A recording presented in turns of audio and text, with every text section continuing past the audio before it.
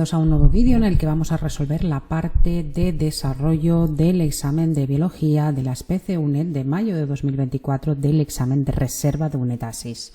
Vamos a la parte de desarrollo, donde va a haber 4 problemas en los cuales hay que escoger 2. Problema 1. Aquí hay una relación con las células. Nos pide que en el apartado A que relacionamos las siguientes estructuras celulares con su función biológica. Bueno, este es un ejercicio que hemos hecho en clase. Creo recordar que es de Castilla y León. Hemos hecho exactamente el mismo ejercicio de las PAU.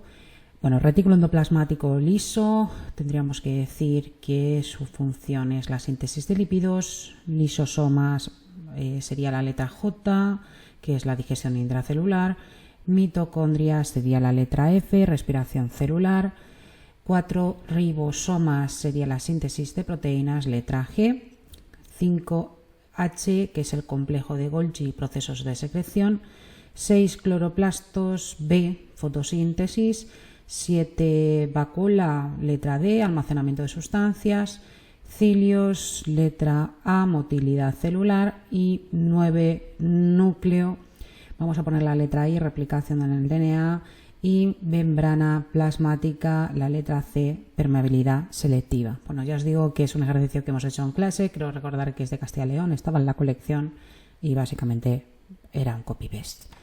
Vamos a la pregunta apartado B, pues una pregunta también clásica de examen, que definas la teoría endosimbiótica. Bueno, aquí os he hecho una propuesta de respuesta. Aquí podríamos haber sido más, podríamos haber escrito menos.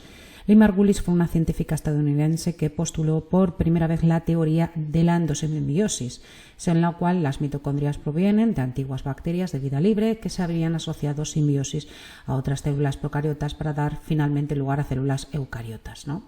Entonces aquí las células procariotas serían las precursoras de, por ejemplo, de los peroxisomas con capacidad para eliminar sustancias tóxicas, las mitocondrias que procederían de bacterias aerobias y los cloroplastos que serían antiguas bacterias fotosintéticas o cianobacterias. Hay varias pruebas que apoyan la teoría, como la presencia en las mitocondrias de DNA circular y bicaternario semejante al de las bacterias, las crestas mitocondriales que son iguales a los mesosomas bacterianos, los ribosomas de las mitocondrias que son como las de las bacterias, 70S, al igual que los cromosomas, al igual que los ribosomas de los cloroplastos, la doble envoltura que hay en cloroplastos y mitocondria, y luego los tamaños similares de bacterias, que cloroplastos y mitocondrias tienen un tamaño muy similar a las bacterias en tamaño, y también la reproducción, que se reproducen por fisión y bipartición como sucede en las células procariotas. La adquisición de estos 2 tipos de particulares de bacterias precursoras de las mitocondrias y los cloroplastos tuvo una significación fundamental, ya que la célula eucariota adquirió la capacidad de una respiración aerobia coincidente con la capacidad fotosintética, en esta última exclusiva de las células vegetales, y asimismo pues la célula primitiva le proporcionaba a las procariotas simbiontes un entorno seguro y alimento para su supervivencia. Bueno, quizá he escrito demasiado, a lo mejor no hace falta escribir tanto porque nos pide que lo definamos.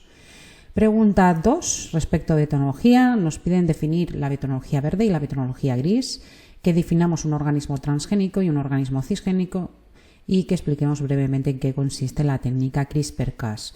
Fijaros que la técnica CRISPR-Cas lo trabajamos en un directo, dijimos que era una pregunta muy importante para este curso, así que bueno, pues sabíamos más o menos que iba a ser esto. En cuanto a betonología verde, es la aplicación de cualquier técnica biológica a la manipulación y crecimiento vegetal para la mejora de la calidad nutricional o producción económica, como el control biológico, la producción de transgénicos o los biofertilizantes. La gris es la del medio ambiente, que es el conjunto de actividades tecnológicas que permiten comprender y gestionar los sistemas biológicos en el medio ambiente para proveer de productos y servicios a la sociedad, como el tratamiento biológico de aguas, suelo o aire, ¿no? Defina un organismo transgénico, otro cisgénico. Un organismo transgénico es todo organismo que contiene en su genoma DNA de otro organismo, es decir, organismos de los cuales se les ha incorporado genes, DNA externos a sus genomas. Y un organismo cisgénico es un organismo que contiene en su genoma fragmentos de DNA de su misma especie, pero que ha sido obtenido mediante ingeniería genética. Por ejemplo, un individuo tratado mediante terapia génica sería formalmente cisgénico. Y luego explica brevemente CRISPR-Cas.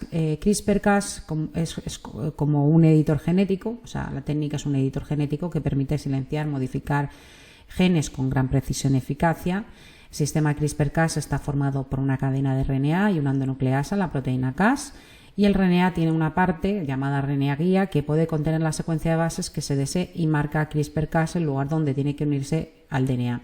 En esencia, el sistema CRISPR-Cas funciona de la siguiente manera. 1. El sistema CRISPR-Cas se une a la región del DNA con una secuencia complementaria al RNA guía. La proteína Cas corta el DNA en 2 sitios concretos y 3. Se elimina ese fragmento de DNA cortado. Y 4. Los propios mecanismos de reparación celular pues unen el DNA por los puntos por donde se ha cortado. Básicamente es una técnica para editar, es un editor genético y permite editar genes con una gran precisión y eficacia. Vamos a la fotosíntesis, pregunta 3. Responde a las siguientes cuestiones. Esta pregunta estaba en nuestra colección. ¿En qué lugar de la célula ocurre la fotosíntesis?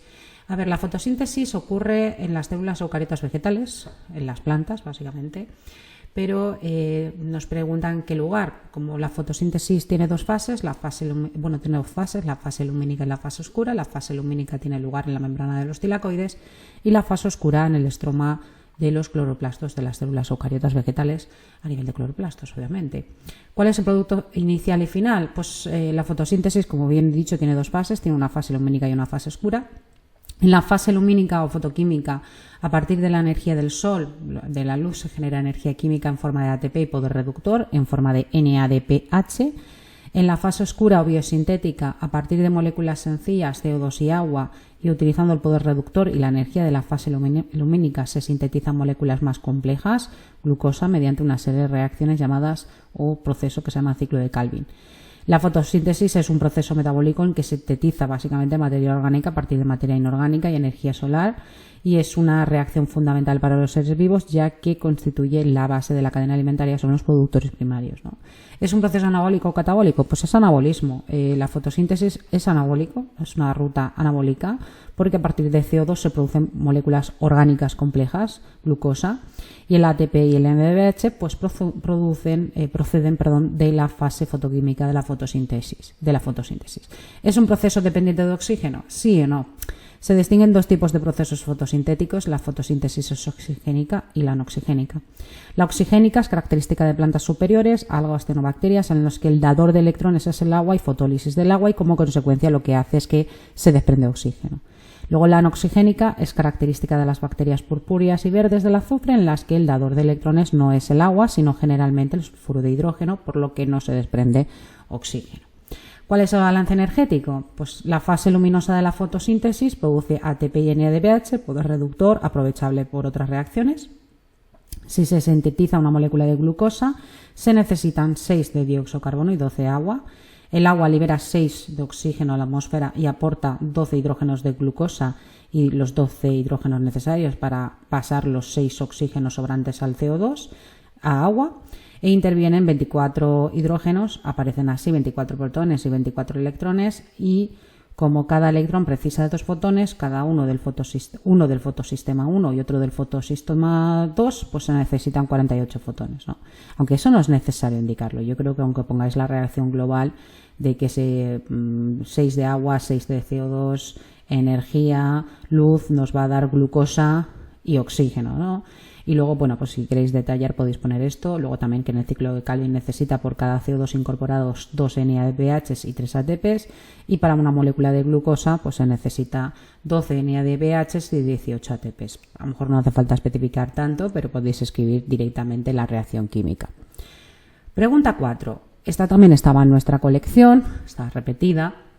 Explica el concepto de gen desde el punto de vista molecular. El gen es la unidad de información en un locus de ácido desoxirribonucleico, DNA, que codifica un producto génico, ya sean proteínas o RNA. Es la unidad molecular de la herencia genética, pues almacena la información genética y permite transmitirla a la descendencia. ¿Qué son los intrones y los exones? Esto se ha repetido del examen del ordinario. El intrón es una secuencia no codificante de DNA que se transcribe a RNA mensajero en su estado inmaduro, pero es escindida del mismo al transformarse en RNA maduro antes de la traducción. Los exones son secuencias codificantes de DNA. El exón es la región de un gen que no se separa durante el proceso de splicing, corte y empalme, manteniéndose en el RNA mensajero final. Y los intrones, a diferencia de los exones, pues son eliminados del transcrito maduro previamente a su traducción.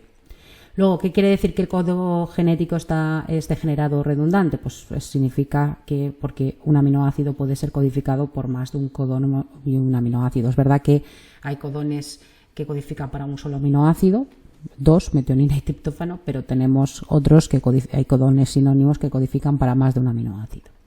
Y luego el concepto de mutación, y citando 2 ejemplos de agentes mutagénicos. Se define mutación como cualquier cambio en la secuencia de nucleótidos del DNA que puede ser transmitida a la descendencia. Si la mutación afecta a un solo gen, se denomina mutación génica o puntual. Y si afecta a la estructura de uno o varios cromosomas, se trata de una mutación cromosómica. Y si afecta al número de cromosomas, pues se trata de mutación genómica, ¿no? Mutágeno es un agente físico, podrían ser agentes físicos, radiaciones ultravioleta, gamma, químicos como el ácido nitroso, el bromuro uracilo, el gas mostaza, o biológico como virus, bacterias y hongos, que altera o cambia la información genética del DNA de un ser vivo, incrementando la frecuencia de mutación por encima del nivel natural. Bueno, hasta aquí este examen de la parte de desarrollo del examen de reserva de biología. Espero que os haya salido muy bien, espero que estos vídeos os resulten muy útil y no olvidéis, lo que siempre decimos, que no os olvidéis comentar, suscribiros para estar atentos a los exámenes, más si os presentáis a exámenes fuera de España, porque puede pasar que se repita alguna cuestión. Y es interesante que veáis estos exámenes y estos vídeos. Pues nada, chicos, muchas gracias por vuestra atención y nos vemos en el siguiente vídeo. ¡Hasta luego!